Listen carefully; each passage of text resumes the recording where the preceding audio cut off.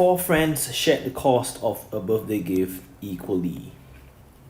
They calculated wrongly by dividing the cost of the gift by 5 instead of 4.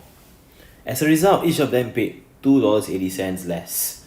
What was the cost of the birthday gift? Now, of course, if you are dividing it by 5, and if, for example, each of the 4 friends paid $2.80 less, you will not be able to buy the gift because you will not have enough money to buy the gift unless you have a 5th person. This is very important for this question. Unless you have a 5th person. Now, let's say, for example, this is the cost of the gift, and we equally divide this into 4 for the 4 people. This is what they're supposed to pay.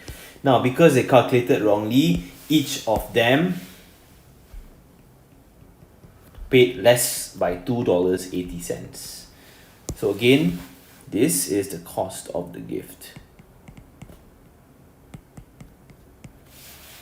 Okay, and since they calculated wrongly, they only paid this amount each, this one for the 3rd person, for the 4th person, and they will not have enough money to buy the gift unless the 5th person, alright, who is supposedly going to pay equal amount to everyone else right now, unless of course the 5th person takes on these balance amounts. And what is this balance amounts? $2.80 times 1, 2, 3, 4, which is something that the 5th person is supposed to pay.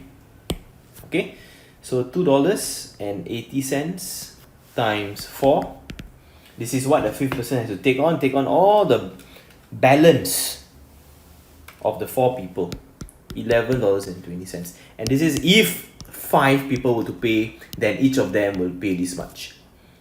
So what is the cost of the gift? 5 times $11.20.